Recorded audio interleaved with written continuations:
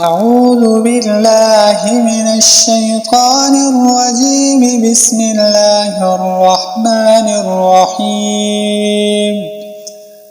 وكأين من آية في السماوات والأرض يمرون عليها وهم عنها معرضون. وما يؤمن أكثرهم بالله إلا وهم مشركون. أفأمنوا أن تأتيهم غاشية من عذاب الله أو تأتيهم الساعة بغتة وهم لا يشعرون. قل هذه سبيلي أدعو إلى الله على بصيرة أنا ومن اتبعني وسبحان الله وما أنا من المشركين. وما أرسلنا من قبلك إلا رجالا نوحي إليهم من أهل القرى أفلم يسيروا في الأرض فينظروا كيف كان عاقبة الذين من قبلهم ولدار الآخرة خير للذين اتقوا أفلا تعقلون. حتى إذا استيأس الرسل وظنوا أنهم قد كذبوا جاءهم نصرنا فنجي من نشاء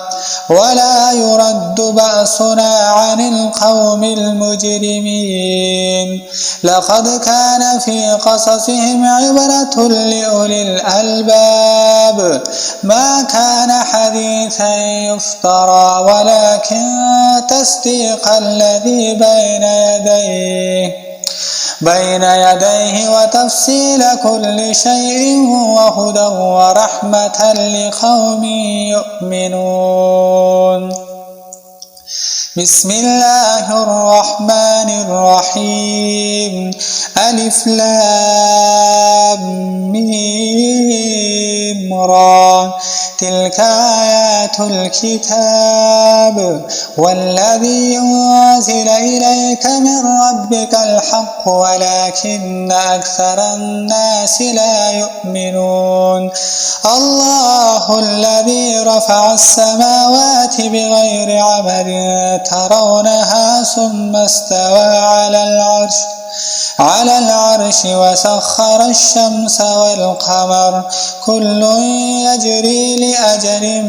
مسمى يدبر الأمر يفصل الآيات لعلكم بلقاء ربكم توقنون.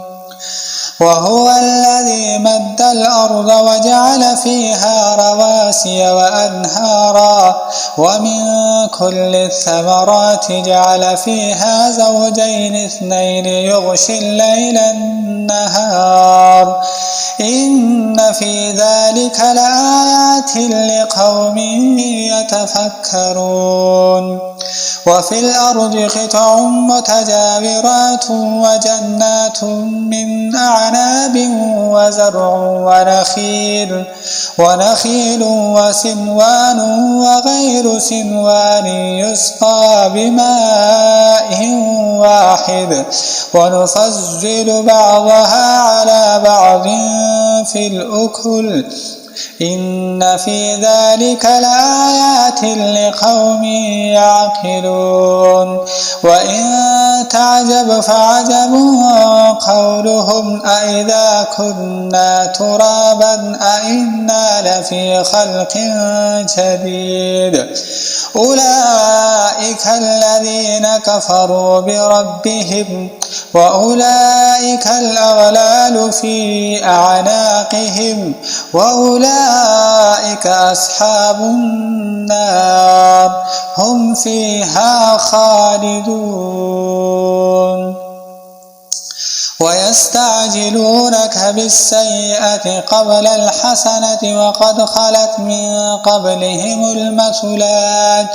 وإن ربك لذو مغفرة للناس على ظلمهم وإن ربك لشديد العقاب ويقول الذين كفروا لولا أنزل عليه آية من ربه إنما أنت منذر ولكل قوم هاد الله يعلم ما تحمل كل أنثى وما تغيض الأرحام وما تزداد وكل شيء عنده بمقدار عالم الغيب والشهادة الكبير المتعال سواء منكم من أسر القول ومن جهر به ومن هو مستخف بالليل وسارب بالنهار له معقبات من بين يديه ومن خلفه يحفظون من أمر الله إن الله لا يغير ما بقوم حتى يغيروا ما بأنفسهم وإذا أراد الله بقوم سوءا فلا مرد له وما لهم من دونه من وال هو الذي يريكم البرق خوفا وطمعا وينشئ السحاب الثقال ويسبح الرعد بحمده والملائكة من خيفته ويرسل الصواعق فيصيب بها من يشاء وهم يجادلون في الله وهو شديد المحال له دعوة الحق والذين يدعون من دونه لا يستجيبون لهم بشيء إلا كباسط كفيه إلى الماء ليبلغ فاه وما هو ببالغه وما دعاء الكافرين إلا في ضلال ولله يسجد من في السماوات والأرض طوعا وكرها وظلالهم بالغدو والآصال قل من رب السماوات والأرض قل الله قل أفاتخذتم من دونه أولياء لا يملكون لأنفسهم نفعا ولا ضرا